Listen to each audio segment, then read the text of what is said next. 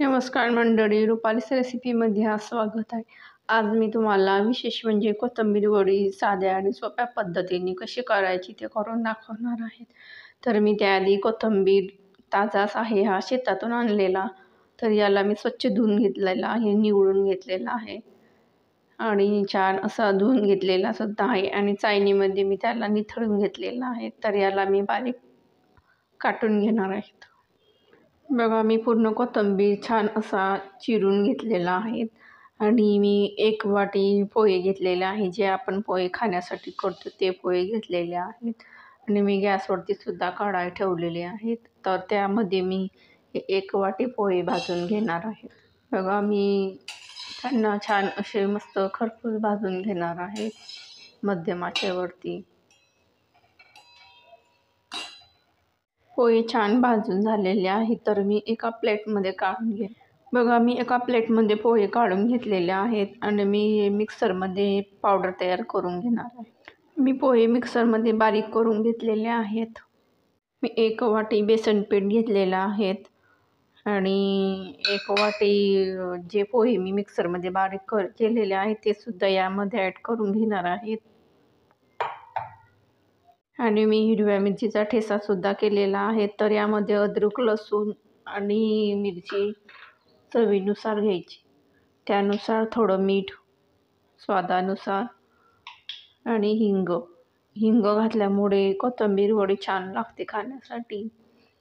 आणि थोडं ओवासुद्धा यामध्ये मी हातावर चोळून घेतलेला आहे, तो सुद्धा यामध्ये टाकणार आहे.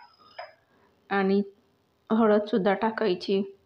आणि मी घरामध्ये थोड्या मिरच्याचं ओबड-धोबड लाल तिखट केलं होतं, ते सुद्धा यामध्ये मी थोडं टाकायचं. आणि तीळसुद्धा टाकून घेणार आहेत मी, पांढरी तीळ. तीळ टाकल्यानंतर मी थोडं तेलसुद्धा यामध्ये टाकून घेणार आहेत. आणि थोडा गरम मसालासुद्धा मी टाकणार आहे. तर हे पूर्ण मिश्रण मी एकजीव करून घेणार. मी पूर्ण मिश्रण तयार करून घेतलेलं आहे एकजीव आणि मी यामध्ये थोडं पाणी टाकून घट्टसर असा गोळा तयार करून घेणार. बघा, मी घट्टसर असा गोळा तयार करून घेतलेला आहे आणि 2 भाग करून त्याचे लांबसड असे गोळे तयार करून घेतलेले आहेत. आणि मी गॅसवरती कढई ठेवलेली आहेत आणि त्यामध्ये मी पाणीसुद्धा गरम करण्यासाठी ठेवलेलं आहे. तर मी चाळणीला सुद्धा थोडं तेल लावून घेतलेलं आहे. तर मी चाळणीवर वाफवून घेणार आहेत आणि ही गोळे यावरती मी ठेवून देणार आहेत. अशा पद्धतीने छान अशी मस्त वाफवून घ्यायची, जेणेकरून वडी छान खाण्यासाठी लागेल. त्यासाठी यावरती झाकण ठेवून द्यायचं आणि मध्यम आचेवरती मस्त असं वाफवून घ्यायचं. चेक करून बघणार आहे झाले आहे किंवा नाही. तर बघा, सुरीला थोडंसंही चिकटलेलं नाही, म्हणजे हे वाफवून झालेलं आहे. आणि मी गॅससुद्धा बंद करत आहे. तर मी हे एका ताटामध्ये काढून घेणार आहे. बघा, मी एका ताटामध्ये काढून घेतलेले आहेत आणि याला थोडा वेळ थंड होऊ देणार आहेत. कारण की आपण गरम असतानाच काप तयार करून घेतले तर ते भुगा होतो, त्यामुळे थंड होऊ देऊया थोडा वेळ. बघा, मस्त अशी थंडी झालेली आहे. तर मी याचे काप तयार करून घेणार आहे. तुम्ही बघू शकता, म्हणजे सुरीच्या साहाय्याने किती छान असे काप तयार करून घेतलेले आहेत आणि एकदम मस्त अशी दिसतसुद्धा आहे. आणि मी गॅसवरती मातीचा तवा ठेवलेला आहे. तर यावरती मी थोडं तेल टाकून देणार आहे.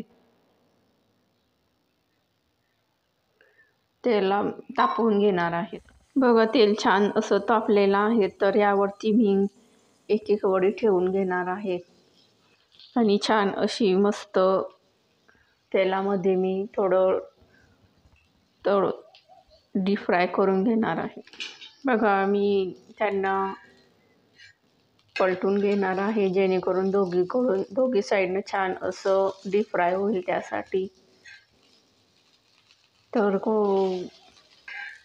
कोणी कोथिंबीर वडी ही तळूनसुद्धा घेते, तर कोणी वाफवलेलीसुद्धा खातात. तर मी कमी तेलामध्ये अशा पद्धतीने तयार करून घेणार आहेत पूर्ण कोथिंबीर वडी. बघा, मी दोघेही वडी तयार झालेली आहेत. तर एका प्लेटमध्ये मी काढून घेणार आहे. बघा, मी एका ताटामध्ये कोथिंबीर वडी काढून घेतलेली आहेत. मी तुम्हाला जवळूनच दाखवत आहे. बघा किती छान अशी तळून झालेली आहे. तर मी पूर्ण कोथिंबीर वडी डीप फ्राय करून घेतलेली आहेत. बघा किती सुंदर आणि छान दिसत आहेत. तर अशा पद्धतीने तुम्ही सुद्धा डीप फ्राय करू शकता किंवा वाफवलेली वडीसुद्धा खाऊ शकता. तर मला वाफवलेली वडीच आवडते शक्यतोवर. मी तेलामध्ये तिला तळूनसुद्धा घेत नाहीत आणि डीप फ्रायसुद्धा करून घेत नाहीत. मी पूर्ण कोथिंबीर वडी डीप फ्राय करून घेतलेली आहेत आणि एका प्लेटमध्ये खाण्यासाठी तयार केलेली आहेत.